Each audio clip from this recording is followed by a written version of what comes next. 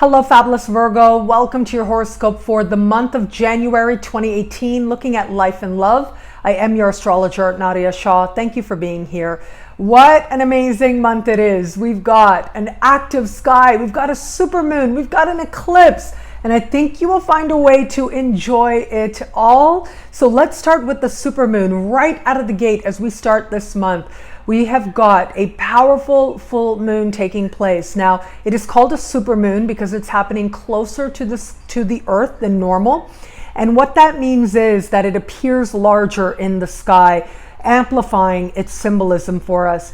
You add to this supermoon will be speaking in supreme harmony with Neptune, also speaking with Venus as well. So it's adding some magic. It is adding some sense of romance and potential romance as well.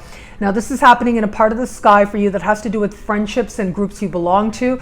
These spaces are the spaces of great blessings for you. Not the time to be hiding out on New Year's Eve and New Year's Day.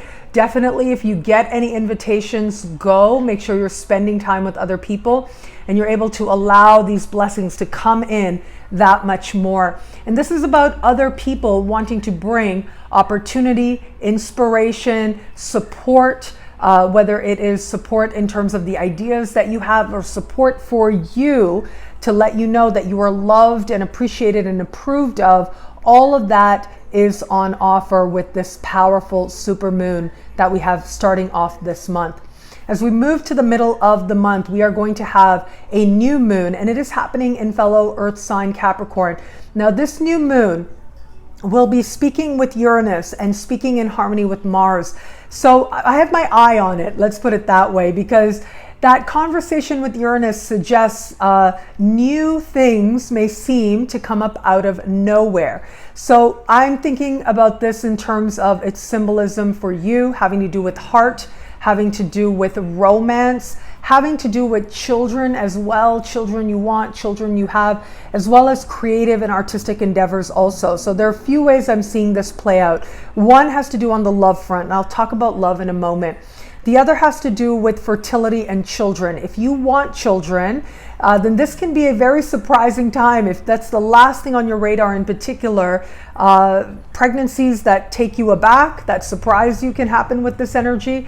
The other part of it is, of course, there are other ways to use this, but if you know that that's not where you are in terms of wanting children, then of course there are things you can do to make sure you realize this energy in different ways. And if you have children, it very well could be an event that transpires, again, that surprises you, but ends up being very empowering based on the choices you make and how it is that you move your children, your family forward. Now, this energy also has to do with artistic expression, artistic endeavors. If you are an artist of any kind, a big part of being an artist of any kind for that matter, really has to do with being in touch with your truth and expressing something authentic within you. And when you really are in touch with your truth, it's like the opinions of others matter so much less. And so this to me does represent perhaps somebody has a particular opinion about your creativity, about your art, and it leads you to a moment of self-exploration. Remember, the key with this energy is, yes, there's that surprise factor, but at the same time, there's an empowerment factor as well. And it's about your choices, your exploration, the actions you choose to take that move you in a positive direction. And this ends up being a wonderful opportunity to connect with your creative truth and to express it that much more unabashedly. If you are an artist, this could represent a new chapter as well in your expression, where you're creating something really novel and really different also. As we move towards the end of the month, we are going to have a lunar eclipse. So it starts off eclipse season as the month comes to an end. This eclipse is happening in a particularly quiet part of your sky, speaking in supreme harmony with Mars and also speaking with Venus as well. I'm incredibly excited about this for a few reasons. I think this is really going to allow you to clear out on an energetic level, sort of the things that don't matter. And so this can bring things to a close. There are healthy closures taking place here that uplift you, that energize you. So situations, people, what it feels like has been a burden leaves, and it ends up filling you with a real sense of direction and a real sense of feeling that much stronger.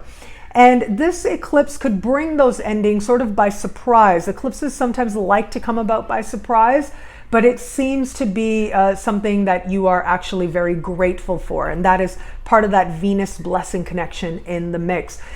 Eclipses are notable, so don't get me wrong there. Eclipses are the kind of thing where it's like a full moon, but it's like a jacked up full moon, and they represent what has been there all along, but you didn't see before. And this is very much about the truth coming to the surface, but it is a truth that liberates you and helps you to feel that much more like you can step into your future bravely. Now, where it comes to love, right? We got to talk about a few things here. One, of course, is the supermoon at the start of the year. It's a very romantic full moon. I think a lot of people are going to be feeling that romantic energy. If you're open to meeting someone new, this is where friends can introduce you to somebody, or by hanging out with friends, you could end up meeting somebody and feeling very swept up in a moment. It's as we get to the middle of the month that the flirty energy is there, but it's kind of shocking. And so you may surprise yourself by having someone flirt with you. And it is kind of, oh, wow, is this really happening? It's that kind of emotion, especially around the new moon. It can also be, I must say, again, the choices empower you. So remember that. You move in a positive direction as a result. But I do want to keep in mind that it could be a flirtation that maybe is not what you were expecting, not necessarily from someone that you share those feelings with. If you are in an established bond, again, the beginning of the year, make sure you're spending time with friends with your partner. It'll only add to the magic of the beginning of the year. But as we move towards the middle of the year, it could very well be that there's a sense of what you are wanting in your heart of hearts, the expression of love you are wanting. In a very quick moment feels like there's a disconnect, or it's not necessarily understood. It's a great opportunity for you to move closer to your partner as a result. I would also say, even if you are in an established bond, whether it's a flirtation that's directed at you or a flirtation that's directed at your partner, it may take you by surprise, but again, lends itself to a moment when the two of you can be more honest with each other about the love that you have and the love that you're willing to work towards. What I love about this month for you is that sense of magic that begins, but also that sense of the healthy closures coming up ahead. There is a knowing that a transition is coming for you, that things are setting up to change in meaningful ways. And this month has enough change written all over it, where there's the inspiration, the empowerment, and you add to this the surprises, all lending itself to a shift of energy that leaves you feeling positively changed.